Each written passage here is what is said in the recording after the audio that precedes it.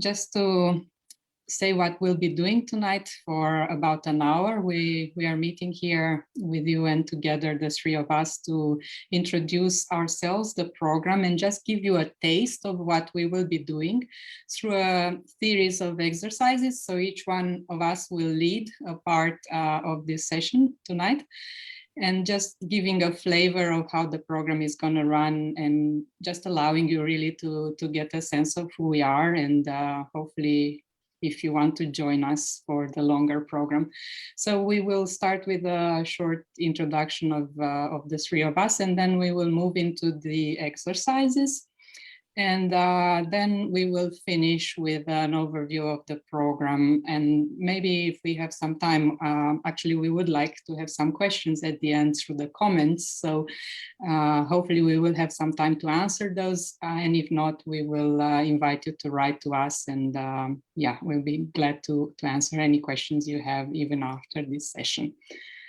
So my name is Daniela Pavlovici, and I'm a coach. I have a background in a corporate life. I worked in marketing before, and now I'm a coach since 2015, when I trained with Solution Surfers with Petra. And I've been working in this field mostly since 2017.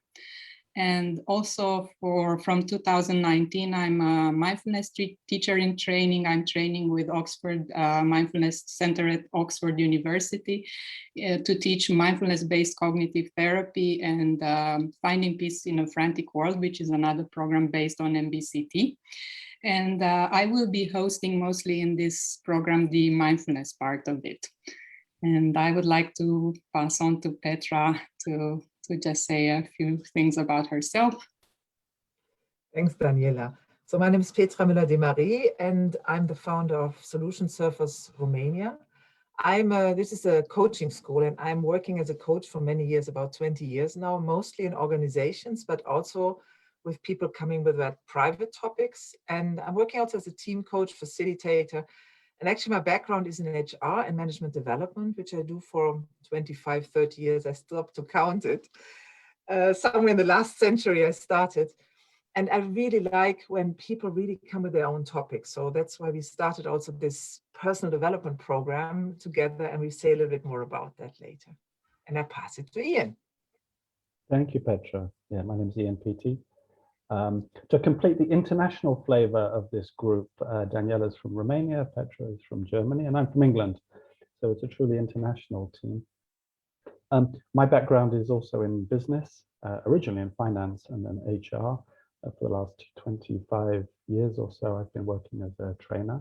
My area of real interest is nonviolent communication and how it can really support us improve the relationship with ourselves and improve the relationship with those people around us. I've also trained as a coach and been working with Petra and Daniela on many projects over the last several years. And this is a team that I really enjoy working with. Yeah. There's a great variety and depth to working together. So Daniela, at the moment in Romania. Yes, and we're in Romania. Yes. So Daniela, I think you're going to lead us through a first walk through mindfulness. Through the first part, yes. Thank you, Ian, and thank you, Petra. And yes, thank you for mentioning also where we are from. And also, I'm very glad to be part of this team for some years now, and it really feels good to work with you guys. So for the part of mindfulness that will constitute one of the pillars of the program, I'm just going to say a few things about mindfulness just very briefly, and then I will invite you to an exercise just to get a flavor of what it's like and what it feels for you. So mindfulness, according to Jon Kabat-Zinn, who is the founder of the secular evidence-based mindfulness programs, is the awareness that arises when we pay attention on purpose in the present moment and non-judgmentally, which means that we kind of allow ourselves to see things as they are and not letting our mind to comment on the reality as it happens. So that's the definition by Jon Kabat-Zinn. So mindfulness, it's actually a state of awareness. And how do we achieve this state? So we achieve it through practice, lots of it actually, and that's what we will be doing throughout the program together. And it's really very hard to talk about mindfulness because you really get a sense of it when you actually do the exercises. So it's really the practice that makes the difference in this field. And what we do when we practice, we actually use some anchors, which are usually the body, the breath, sometimes sounds, anchors that bring our attention or support us bringing the attention in the present moment. And we train our attention to come to the present moment with the help of these anchors all the time. So no matter how many times our attention goes away, we bring it back, and this is how we practice. And why do we do that? So the purpose of mindfulness, of these evidence-based mindfulness interventions, is to kind of help us to take ourselves off the automatic pilot as we sometimes function most of our days, and to take us from that place where from the automatic pilot, we have a tendency to react to what happens, to what comes towards us, and to build this kind of possibility that from reaction, we move to a response. So we gain like seconds and then maybe minutes, and just gain that awareness that allows us to choose how we respond to what happens to us. So we develop the ability to respond to what comes. So that's really like very, very briefly what mindfulness is about, how the practice works and what's the purpose of it. And now I will invite you to move straight into the exercise. And to do this, please, if you want, just to make a conscious change in your posture. So just maybe uncrossing your legs, and if you want, just feeling the body as it sits on the chair or on whatever surface you are seated at the moment. Maybe if you want, just making your spine really straight, taking your back away from the chair or the couch or what you're sitting on. Just dropping the shoulders and allowing your neck to hold the head with your chin slightly bent towards the chest. And if you feel comfortable, you may want to close your eyes, or else if that's not something that you want to do at this time, you can also choose to rest your gaze on a point in front of you, just to reduce the visual stimulation while we do this practice together. And just feeling into the body as it sits here right now. Just feeling into the soles of your feet, what sensations are present there. The sense of touch, the floor or the shoes. Just tuning into the sensations as they are.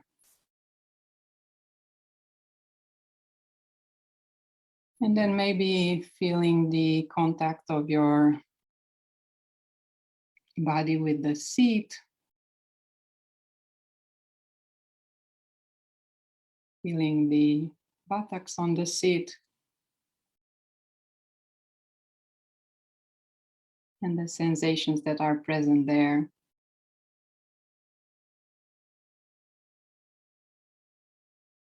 Maybe just feeling also into your hands, just noticing where they are sitting at the moment, maybe on your thighs, maybe in your lap.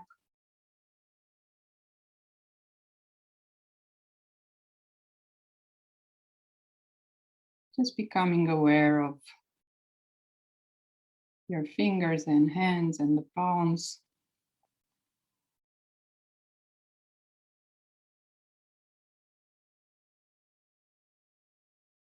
And then also, if it's comfortable for you at this point, just maybe scanning where in your body do you feel the breath most vividly. And it may be at the nostrils, the sensation of the air, which is colder when it comes in and warmer as it goes out, as you exhale. Or maybe it's in the chest or the lower abdomen. Just tuning into that point where it's most vividly felt at the moment. And for a couple of breaths, just following it and feeling the sensations that it brings into your body in that point that you've chosen.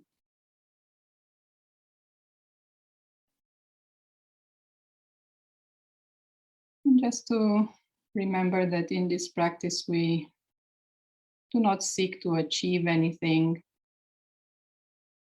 just to notice what is already there. Relaxation may happen or not. We just want to be with what is,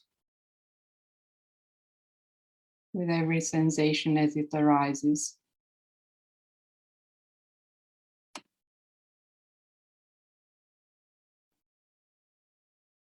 And when you feel that you're stable in your focus on that point that you've chosen, the invitation is to now, maybe if you want and if it's comfortable for you, just grab one of your fingers, maybe start with the thumb of your left hand and just grab it gently. And just feel the touch as your right hand holds the left thumb, and the sensations there.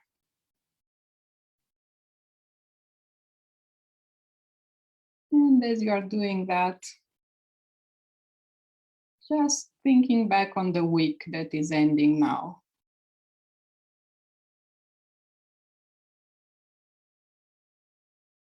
What happened this week, and what are you grateful for? What is the first thing that comes to mind that you're grateful for this week?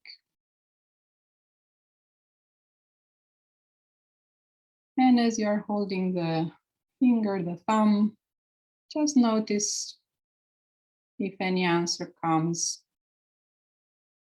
And when it comes, just feeling how the landscape of the sensation changes in your body. If it does or if it doesn't, it's all right. Just noticing what happens when you bring to mind something that you're grateful for from what happened to you throughout the week.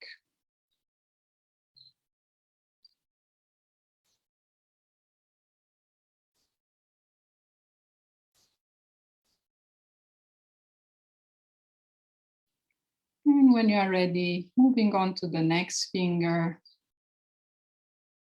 and just inviting another reason to be grateful for from this week.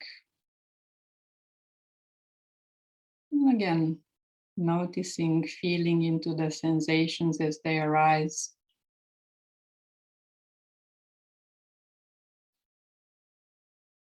What changes into our body when we think of this reason to be grateful for this week?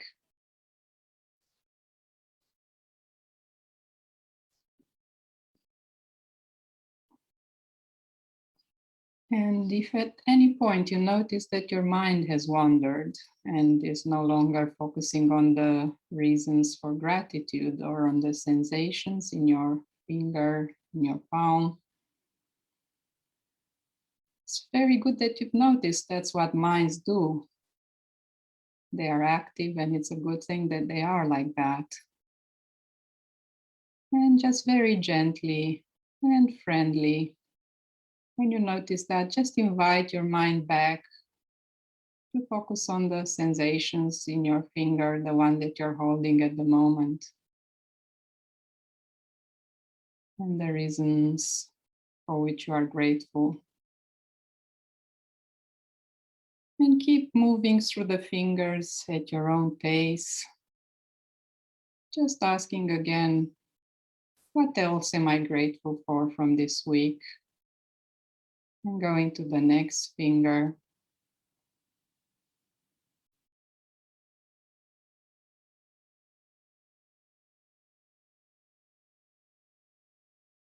Just feeling into how the landscape of the bodily sensation changes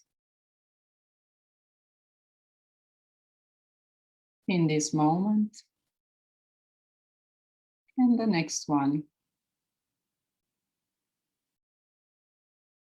And moving to another finger.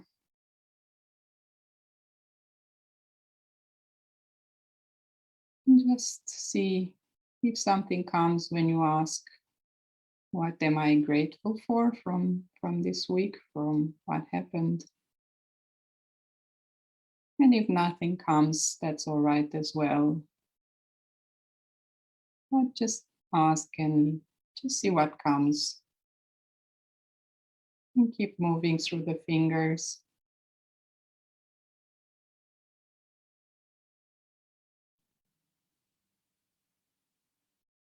And as far as you get, that's all right. Just allowing things to be as they are.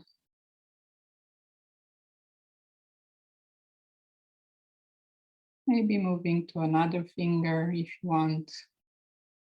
Asking again, what am I grateful for from what happened this week?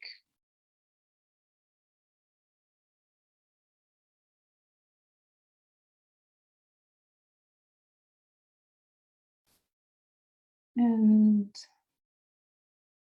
when you feel that you've reached the last finger, maybe just as many fingers as fitted in this space, maybe just inviting the focus of attention back to the breath, searching again for that place in our body where we feel it most vividly. And just following the sensations in that place that we've chosen, tuning into them, really feeling into the body as we breathe in and we breathe out.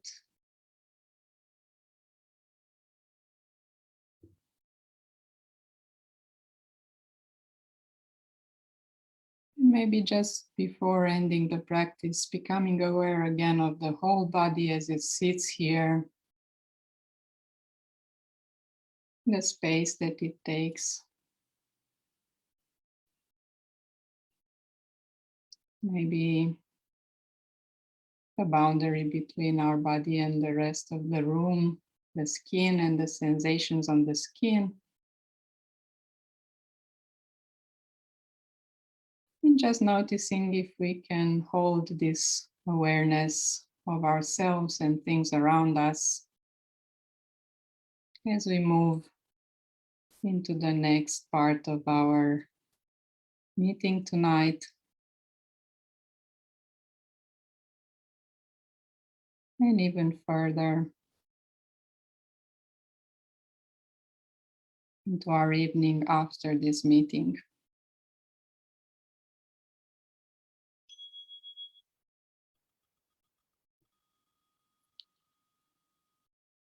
And just gently open your eyes if you've had them closed, and just allow your body to stretch, move if you want. And maybe just take a minute just to see how you are. Normally after these practices, we invite also the participants to share how it was, what they felt in the body, what thoughts came, what emotions aroused.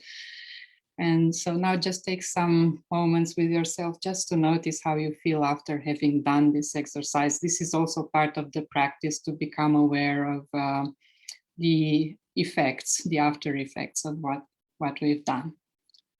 And this is really just brief taste of what mindfulness exercises will be like in the program. So now I would like to pass it on to Ian to lead us into the next part of this Meet the Trainers session. Thank you, Daniela. So I notice I'm feeling very much more grounded and relaxed after that.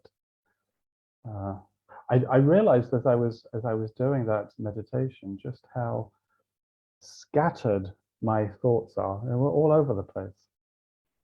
And I didn't realize it. So that's very, very helpful just to slow down.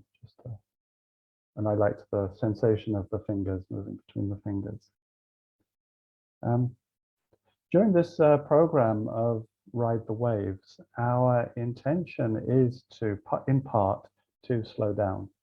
Mindfulness, I believe, helps us slow down to find out what's kind of essential in our lives at the moment. And I guess for many of us, it's been a particularly challenging year, a bit longer than a year, and it doesn't look as though it's immediately coming to an end, this period of challenge. So we had this idea of riding the waves of life. How can we keep our head high above? And part of what we'd like to offer, that Daniela will be holding mainly, is this creating this space, this kind of slowed down space where we can really reflect on individually and together with the others that we're doing the program with, where are we in life? Where are we going? What are our resources? What I will be offering is an approach called nonviolent communication. I've been working with for about 20 years now. And in brief, there are many ways that I could describe it, but the briefest form is that nonviolent communication is about reclaiming our power. It's about noticing all the ways that we lose power. We give it away, we allow it to be taken away. It's about bringing that power back into our own hands. And then how do we use it? How do we use it in collaboration and together with other people? So that's one perspective on what nonviolent communication brings. So in the context of Ride the Waves, we'll be doing a lot of this, where is our power? What are our qualities? What is speaking to us? And there are many elements and different areas of nonviolent communication that we will dive into during the program, but one is we might call emotional intelligence. It's getting a better understanding of our emotional world. And the way that I see our emotions is that there's two things. Our feelings, our emotions is a feedback to us. It's kind of an internal feedback mechanism. So at the very simplest level, if I'm hungry and I need food, then my body gives me a sign that I'm hungry, I feel hunger. That's one physical way that our body manifests these. But then we have other kinds of sensations. We have our emotional world. And I like to see these as feedback mechanisms. But the language isn't always very clear. So what often happens is that we suppress our emotions, we ignore the feedback, or we act out on that emotion and we don't control it, we don't use it in an effective way, which is a shame because the other element of emotion and feeling is it has energy behind it. It's kind of a calling to take some action, to do something, or to stop doing something. So it can work in both ways. So this feedback and this energy, part of what we'll be exploring in the program is how to reclaim this energy and how to listen more clearly to the signs. What's going on for us at the moment in our lives? What are we being called to take action on? So just to illustrate this with a kind of a guided exercise. So I would invite you to pick a feeling that you have at the moment, not a very intense one, but maybe something that you're aware of. It might be in the area of like frustration, irritation, something you're worrying about. It's not anger, it's not fear, but there's some kind of what I call a low level kind of these kind of annoying feelings that that are often with us without necessarily being very clear what they're telling us. So just bring into your attention, choose one that you've noticed maybe over the last days, maybe even right now. Some frustration, some irritation, some worry, maybe something in that area. So we want to see and hold this as feedback. I don't want to push it away. I don't want to ignore it. I don't want to try and suppress it. And also I don't want to get kind of wallow in it and stay in it. I want to listen to it. But it's not speaking in a language that's always very clear. One language that we do have is our minds. Now, we worked with mindfulness, and maybe you noticed a little bit about how your mind was operating. But what situations, or maybe just pick one situation that comes to mind that is somehow involved in this feeling that you've selected. So if it's something, if it's frustration, for example, with me, it's worry at the moment. I noticed that I'm carrying some worry. What is it that is a situation is at the root of this worry, this frustration, irritation, whatever you've chosen? And as you bring that situation into your mind, what are your thoughts about that? What are your judgmental, interpretive, evaluative thoughts? Our brains are very active. We're trained from an early age to judge, to label, to evaluate. And to the extent that this often takes over. So as you put yourself in this story about this situation, your evaluation, your judgment, is it good? Is it bad? Is there something happening that shouldn't happen? What do you notice happens to your feeling? Does it get intensify? My guess is that for most of us, when we go into our heads, then that fuels the feeling. There's a link between our thoughts about something, our evaluative thoughts, and our feelings. So that's one area that I would like to try to just be aware of and put to one side. I'm not going to ignore these judgments and evaluations.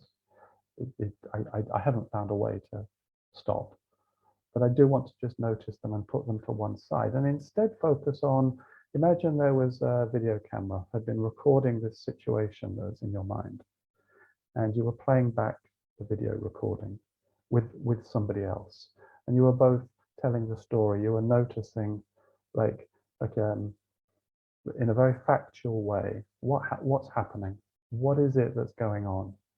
Describe it without using any evaluations, any judgments. In nonviolent communication, we use the term observation for this. It's developing the capacity to be able to observe without evaluation, to observe and notice when I'm evaluating and just keep that to one side.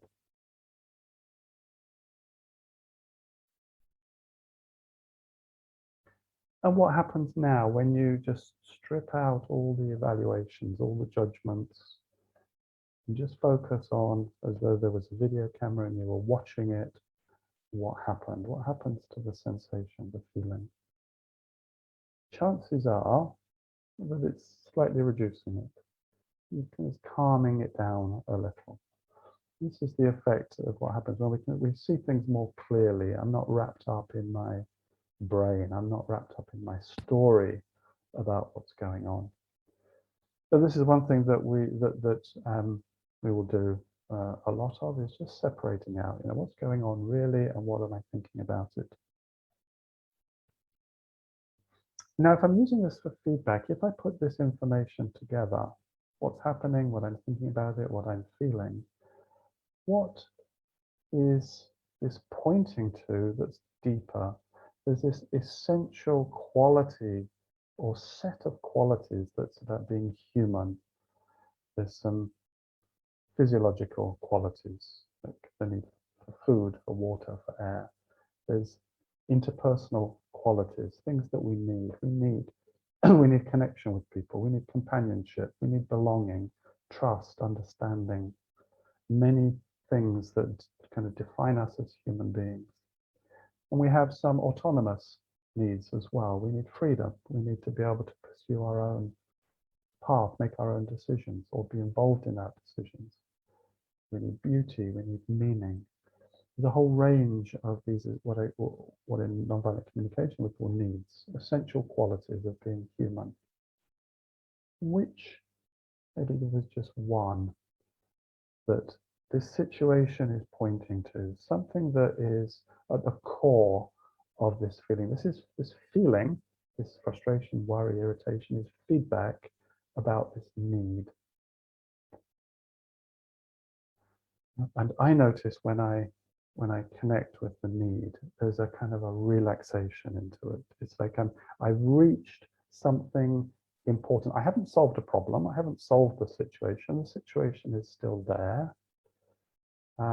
Petra is going to take us through some lovely exercises and some thinking about how to work with problems and solutions and how to move forward from things. But at the moment, just hold this need, this essential quality that this situation is somehow interfering with. And now, what ideas come to mind about some other ways that I can take care of this need?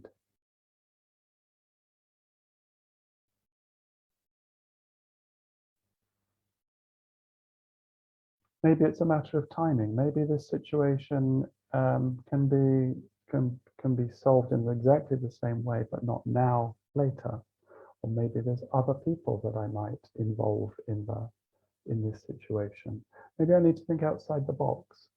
The chances are I can come up with a number of different ways.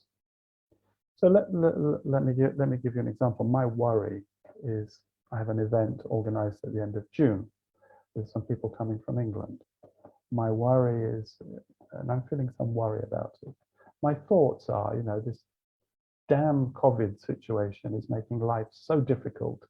If only it would just go away and, let me organize my event. The observation is I've got it planned. We've set a date to make a decision about whether it's going ahead or not.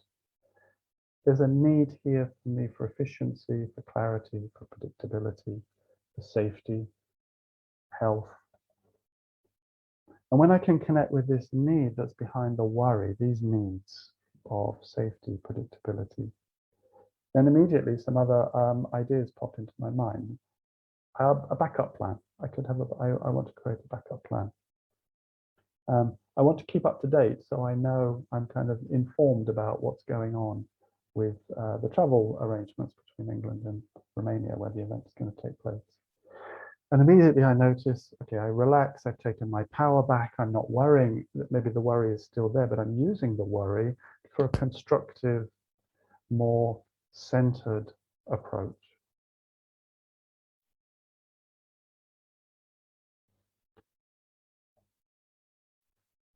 So, thank you.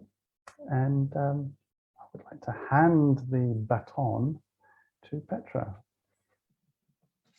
Thank you, Ian, for this nice introduction. And I would like to make a link to that, what you said. So we start with a worry and then we see how can we deal with this in a better way. And I'm working as a coach, as Ian and Daniela are. And often people come with an issue, something that is bothering them. And the way we are working, and is the third pillar of our work, what we're going to use on riding the waves of life, is the solution-focused approach. Because when we have an issue, when we have a situation, we are very often used to analyze it and to understand the problem. But the solution-focused approach switches the perspective. And we look more on what is wanted. What is something, what are our resources? What are we doing already in a good direction? And to connect with that, what gives us actually the power to change the situation or to deal with the situation in a really good way. And this approach is a long time already used. It's started in therapy, like many of these approaches. And it was then developed also for coaching, for organizational development. It is in some countries, schools are based on that. And it's for also, in peacemaking also. I know some colleagues who are working in that. And I would like also to give you an experience.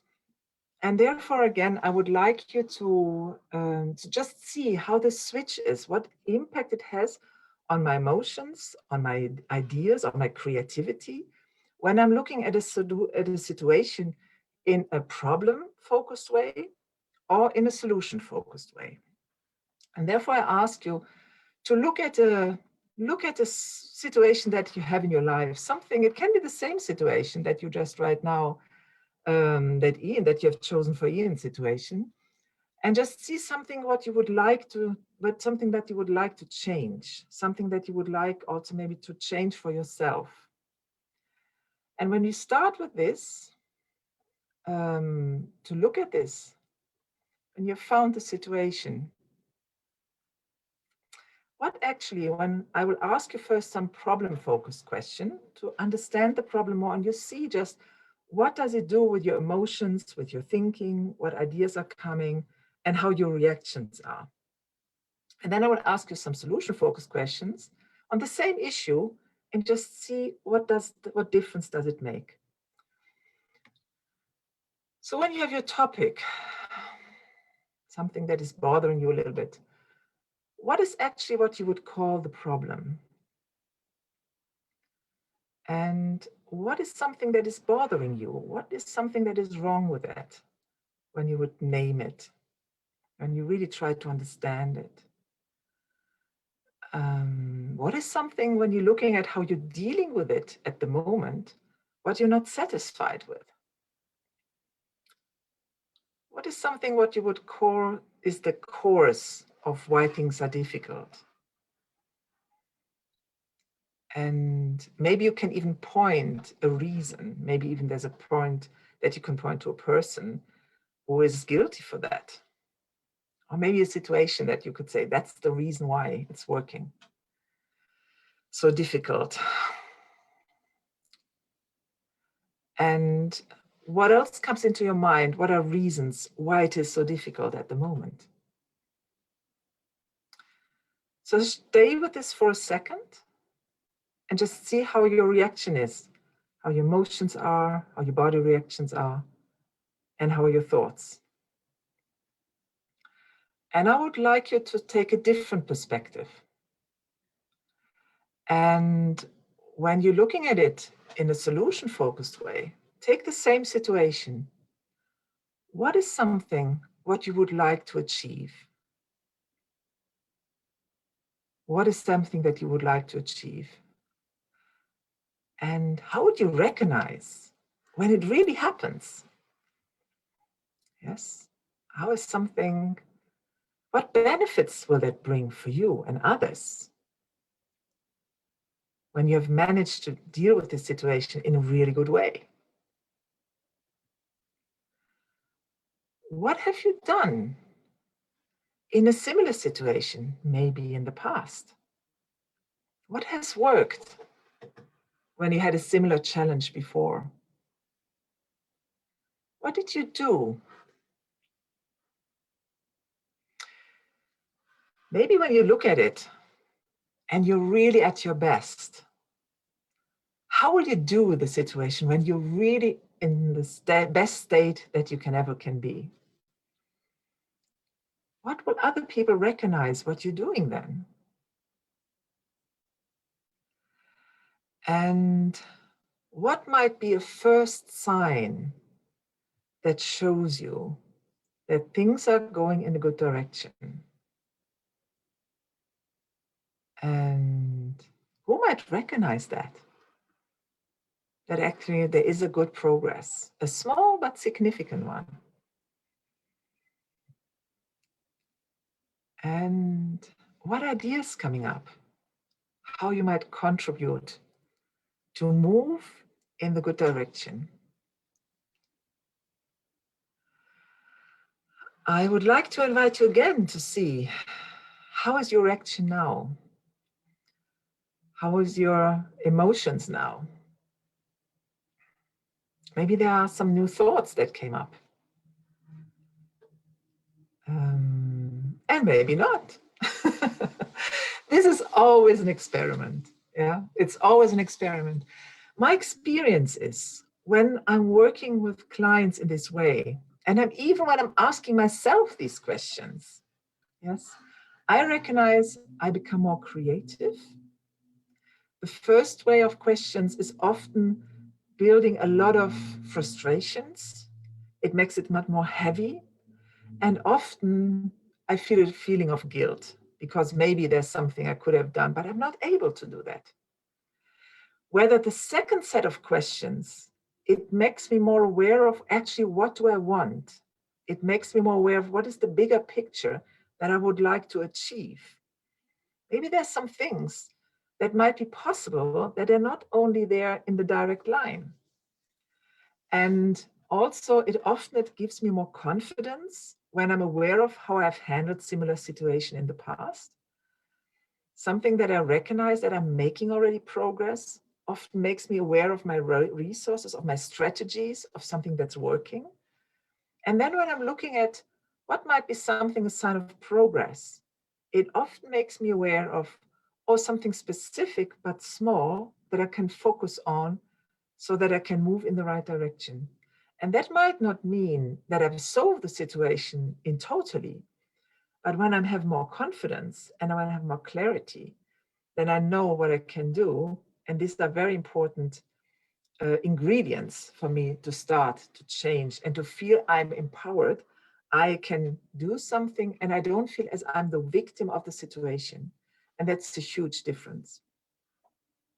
Because what are the chances for change when I'm looking at it? That's the basis of our work, that the chances of change, that we really deal with a situation that we would like to change, there are mainly three ingredients. One, I need to have a really attractive reason what I would like to achieve, something that's worth for me to make the effort. Yeah. So that's what I call the first factor, the attractive vision. And therefore these questions are, what would you like to achieve and what are the benefits it will bring for you? This is so important to be clear about it. The second important ingredient is the confidence I'm able to manage it. Because if I believe I can do it, and I believe I cannot do it, I'm right. Both is true. And it really starts with a confidence I'm able to do it. And therefore it's important to looking at our resource box.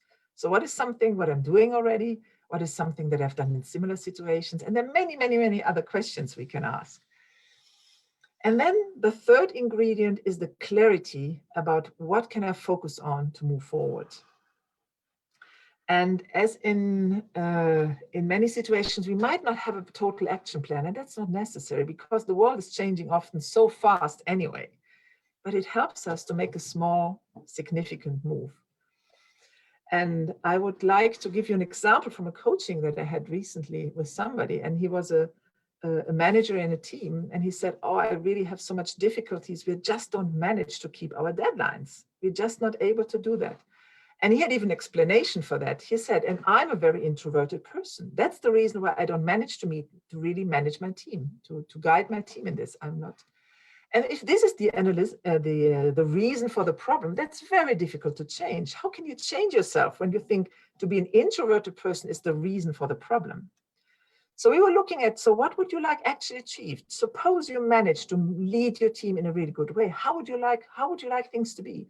And he described me in details that, the client the project would be in time, there would be less stress, they would have a good plan, the clients would be much more satisfied, there would be less complaints.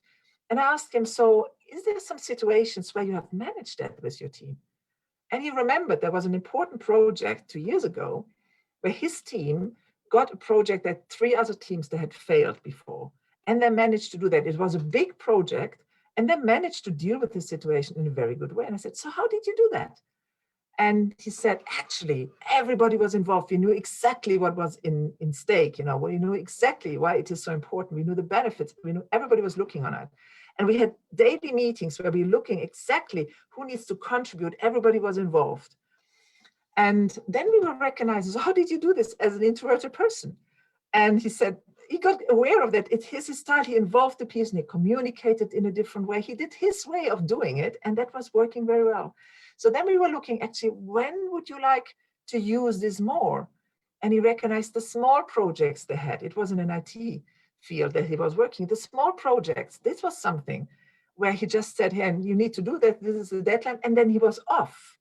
There was no really explanation about why the clients would need that. And he recognized, I need to bring my people in the team, I need to make them really in contact with the clients. They need to really know what is it for, they need to communicate. And then many, many, many ideas he just got out of this example. And this is also working for many other ways. I use it for myself, and you will get the tools so that you can use it for you. You will coach one another with these questions, with the tools, and you've got a good set of tools that you can use it for yourself in this program. That helps you really to keep the head over the water when swimming in the waves.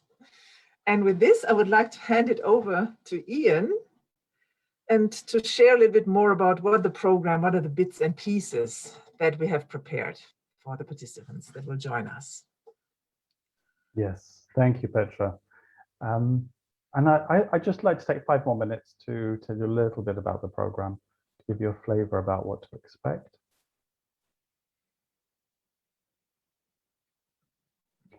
So the program's is built around 4 modules. It's all online. We are starting on the 22nd of May, so in just 2 weeks' time, and we're working through until November together. And the first kind of phase of this journey is about what direction we want to move in life. So listening for some of the signs, what's going on in our lives at the moment, what's our preferred future, where do we want to get to? We will then take a journey through knowing ourselves better. So what are our resources? What qualities do we have? What's the richness around us that we can access in order to move forward in our life? Moving then to the people around us. We're not islands. We have support networks. We have people in our lives that help us ride the waves. So who are those people? How can we establish higher quality, more connected relationships with them? And finishing, what's our way forward? What's next in our life? How are we going to reach the direction, the goals, the preferred future that we want to create? So these are the webinars. They are comprised of a day and a half each. So Saturday, 2 webinars, and Sunday morning. And in between, there'll be exercises, there'll be videos, there'll be material, coaching groups, there'll be paired work. So what we build up to is a learning community where everyone is supporting everyone else.